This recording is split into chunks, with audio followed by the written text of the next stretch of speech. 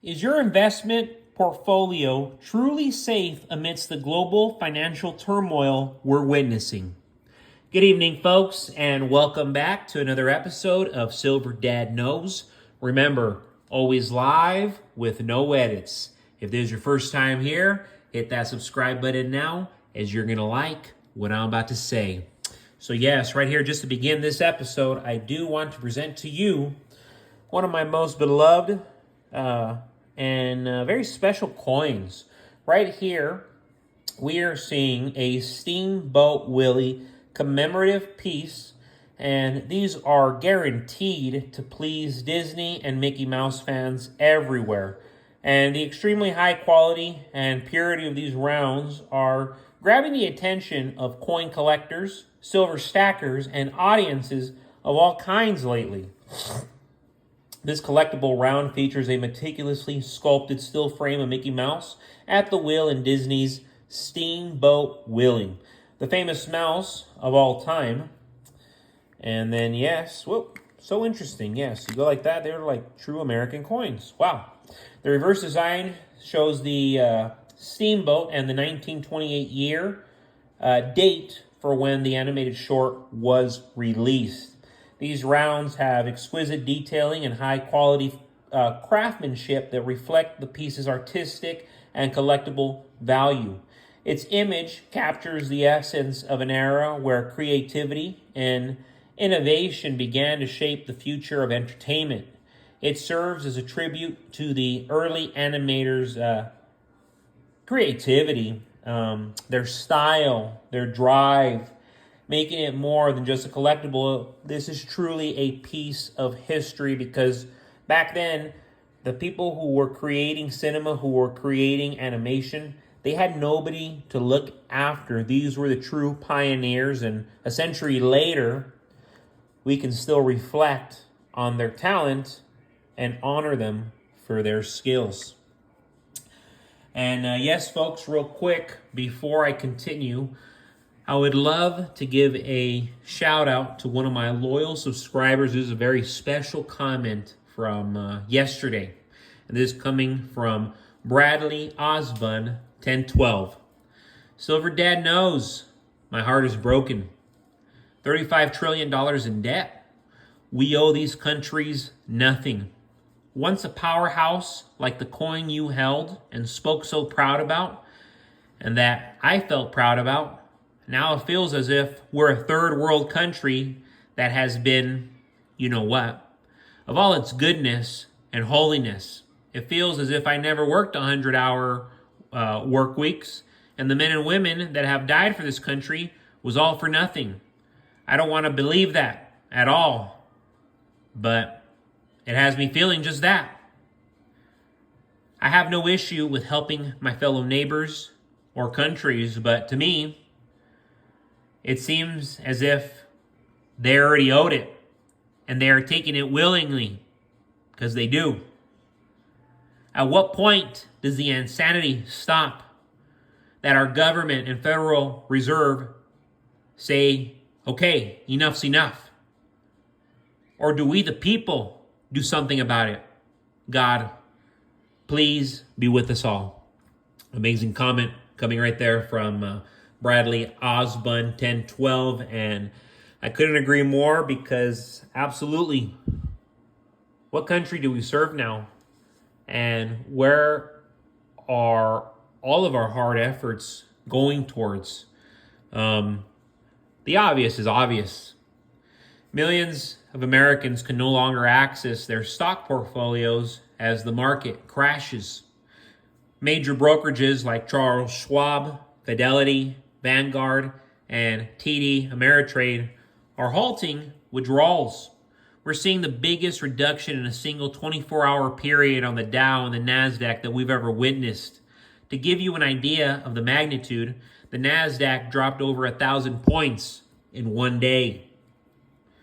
But this drop is just a small glimpse of what's happening globally and what could soon hit America even harder.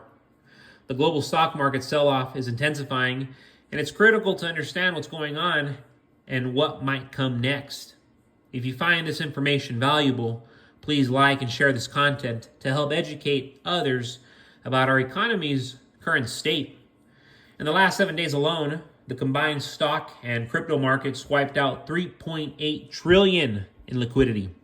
Japanese stocks experienced their biggest one-day crash ever. South Korean stocks slumped the most since 2008, and Taiwan's index had its worst day in 57 years. This global crisis is impacting us all, and it's alarming to see brokerages preventing people from accessing their funds. As the market crashes, people will sell off their Bitcoin and other cryptos, adding to the chaos. Gold, however, will hold up relatively well. We're going to see more central banks, governments, pension funds, hedge funds, and individuals turning to gold as a store of value as more money is printed globally. Currently, 61% of Americans report owning stock. Many think they're financially secure due to their home equity and stock portfolios. However, with brokerages halting trades and the global economic situation worsening, panic selling is inevitable. Home sales are down. The mortgage activity is at its lowest since 1995.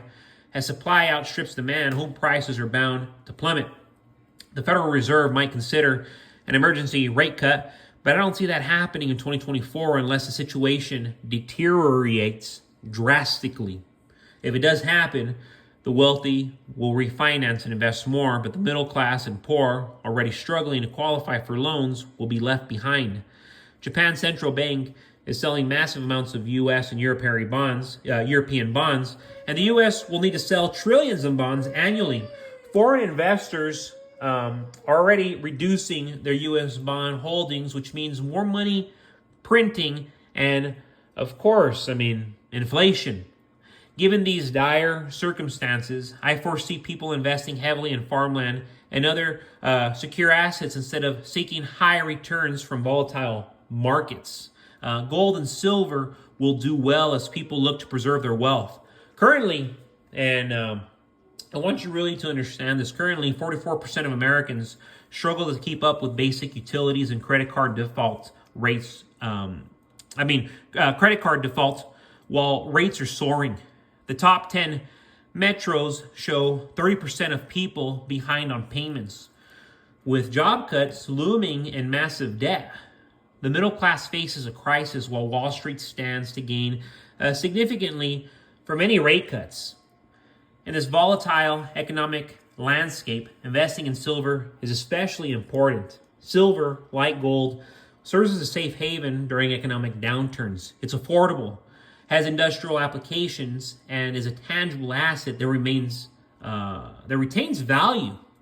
As the market chaos unfolds, silver will provide a hedge against inflation and economic instability, and that is why I continue to just keep getting my hands on it every single week. So yes, do not want to forget the Mexican Libertad is one of the world's major silver bullion coins from the Mexican Mint. Silver Libertads were introduced in 1982 and include a total of 3 different versions. The Mint has long offered the bullion coin and proof version dating back to the 1980s. In the early 2000s, the Mexican Mint introduced a proof-like version of the Silver Libertad available only in 1 kilogram weight. Mexican Libertads hold the distinction of being the first ever silver bullion coin introduced for investors and became the first annual issue silver bullion piece when it was released in 1982. These coins are celebrated for their stunning designs that showcase symbols of Mexican heritage, such as the winged victory and the angel of independence. They are considered premium coins due to their high-quality production, intricate designs, and limited mintage. I just absolutely love these. Limited batch.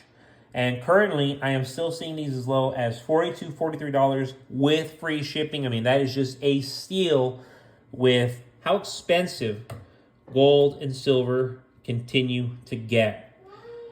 But these Libertads, you just cannot go wrong with. I try to stick with constitutional silver.